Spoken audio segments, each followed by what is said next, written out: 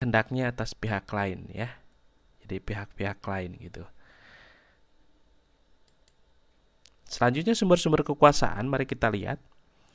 Sumber-sumber kekuasaan. Jadi kekuasaan bisa bersumber dari kekuatan fisik seperti saya bilang tadi ya. Kekuatan fisik besar, tinggi, berotot misalkan. Terus kekuasaan ekonomi, berduit, tidak berduit, atau tingkat pemahaman dan pengamalan agama yang tinggi, misalkan pendeta, eh, terus atau misalkan kiai atau pemuka-pemuka agama yang lain ya.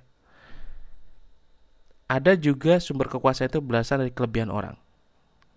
Kelebihan orang ya. Kelebihan itu dikaitkan dengan moralnya, misalkan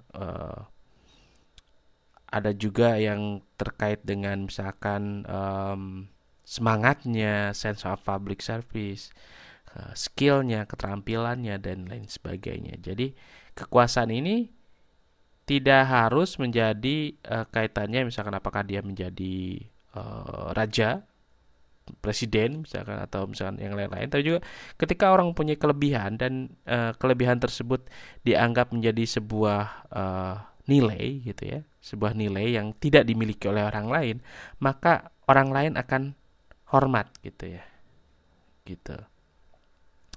Selamat siang, silahkan, nggak apa-apa ya. Yang jelas bisa mendengarkan. Nanti untuk tugas dan yang lain-lainnya coba tanya ke kawan-kawan yang lain ya, supaya saya bisa melanjutkan. Hubungan hukum dan kekuasaan dalam negara hukum nih teman-teman. Kita harus ngelihat juga ya bahwa kekuasaan itu harus dibatasi oleh hukum. Jadi seperti yang dibilang tadi ya,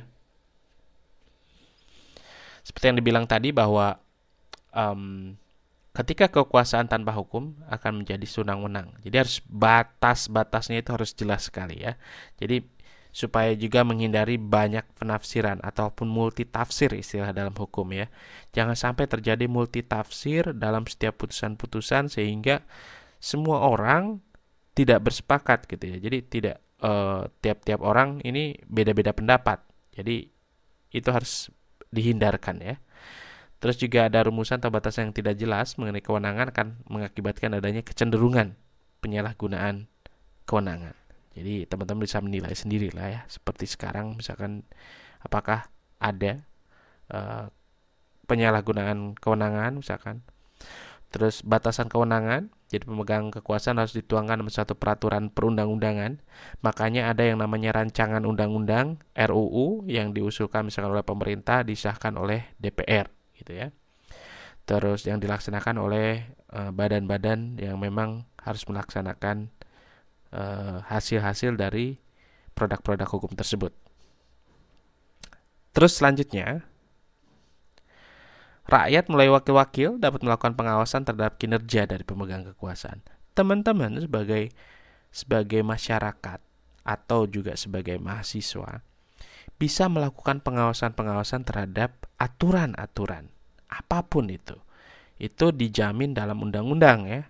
Undang-undang Dasar 1945, terus juga undang-undang terkait dengan keterbukaan informasi terhadap publik itu juga dilindungi gitu ya. Jadi bisa tahu.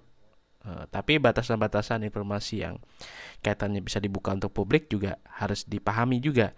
Jadi nanti bisa seimbang ya. Selanjutnya, apabila ada pejabat melakukan penyalahgunaan kewenangan, maka pasti di situ terjadi ada pelanggaran norma dan juga aturan-aturan gitu ya. Jadi satu pelanggaran norma dan masyarakat pasti akan dirugikan. Oke, pertanyaan dari Andre, implementasi dari kekuasaan yang memaksakan berlakunya hukum dalam masyarakat dituangkan dalam bentuk sanksi apa? Jadi implementasi dari kekuasaan yang memaksakan berlakunya hukum dalam masyarakat kalau misalkan pelanggaran-pelanggaran ya. Jadi pelanggaran-pelanggaran itu biasanya ada yang namanya sanksi sosial, ada juga yang kaitannya dengan hukum itu sanksi yang diatur dalam undang-undang gitu ya. Jadi kalau misalkan contoh ya, orang menentukan aturan. Misalkan saya menentukan aturan nih, tolong kumpulkan tugas hari ini jam 11 misalkan. Padahal jam 11 tinggal 4 menit lagi gitu. Orang-orang nggak setuju gitu kan. Saya kan berwenang di sini sebagai dosen dan lain sebagainya. Tapi kan saya juga tidak bisa sewenang-wenang gitu loh. Ya, jadi gambarannya seperti itu. Jadi gambarannya bagaimana setiap orang yang berkuasa atau mempunyai kewenangan gitu ya, itu tidak bisa melakukan hal kaitannya dengan kesewenang-wenangan gitu ya. Jadi sanksinya memang pertama mungkin akan dibenci gitu ya oleh teman-teman semuanya. Wah, ini Pak Denny gila aja nih. Udah eh, ngasih tugas tinggal 4 menit lagi gitu ya. Gitu kan. Nah, setelah dari mungkin ketidak ikhlasan atau mungkin juga penerimaan dari kawan-kawan yang tidak bisa menerima apa yang saya perintahkan, akhirnya terjadi pemberontakan gitu ya. Ya betul, sanksinya pasti negatif gitu ya. Nah, jadi ini kan istilahnya memaksakan berlakunya hukum dalam masyarakat gitu ya. Jadi kalau misalkan kekuasaan memaksakan berlakunya hukum dalam masyarakat, itu biasanya dia akan dalam menentukan hukum itu biasanya ada parameter atau ukuran-ukuran. Apabila terlalu memaksakan dan hukum tersebut tidak berdasarkan dari apa yang menjadi norma-norma dari masyarakat, itu pasti akan ada penolakan-penolakan gitu ya. Makanya saya bilang tadi dari penugasan-penugasan saya selalu bilang, apakah ini tugasnya memberatkan? Ya semua orang pasti bilang berat Pak gitu kan. Kan pengennya nggak ada tugas gitu karena norma yang wajib istilahnya yang berlaku saat ini adalah wah saya pokoknya belajar nggak ada tugas, kalau bisa nggak ada ujian, nilai bagus, lulus dan lulusnya bisa dalam waktu singkat misalkan kan.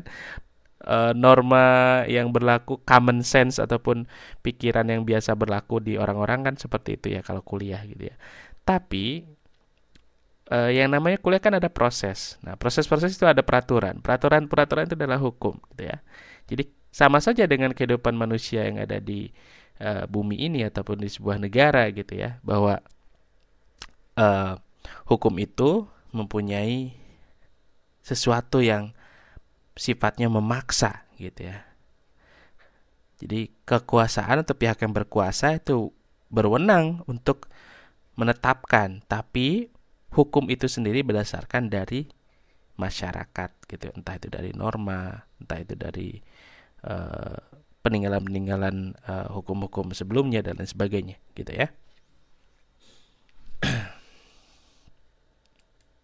Jadi kalau diaplikasikan ini banyak banget ya. Nah, mari kita membahas tentang sanksi hukum, pengertian dan hakikat serta macam sanksi hukum. Pengertian dan hakikat sanksi hukum. Pertama, sanksi hukum adalah hukuman yang dijatuhkan kepada seseorang yang melanggar hukum. Jadi kalau melanggar, disanksi, dihukum gitu ya. Sanksinya tergantung dari tingkat kesalahan ataupun tingkat pelanggaran yang dilakukan. Selanjutnya, merupakan bentuk perwujudan yang paling jelas dari kekuasaan negara dalam pelaksanaan kewajibannya untuk memaksakan ditaatinya hukum. Nah, kalau sudah ada hukum-hukum yang disepakati, yang diatur gitu ya, yang berdasarkan dari masukan masyarakat, makanya dalam undang-undang ataupun draft ataupun sebelum dibikin undang-undang ada yang namanya rancangan undang-undang di DPR itu biasanya ada proses hearing. Cuman kadang-kadang memang proses hearingnya itu kurang komprehensif ya. Jadi tidak, biasanya diambil saja perwakilan-perwakilan dari akademisi, dari masyarakat dan sebagainya. Cuman mungkin masyarakat secara keseluruhan memang tidak diundang karena susah juga kan mengundang 270 juta masyarakat Indonesia misalkan datang ke gedung DPR gitu ya. Nah, makanya ada sistem perwakilan-perwakilan. Cuma memang kita harus sebagai mahasiswa harus juga bisa mengkritisi dan juga memberikan masukan kepada orang-orang yang merasa mewakili kita gitu.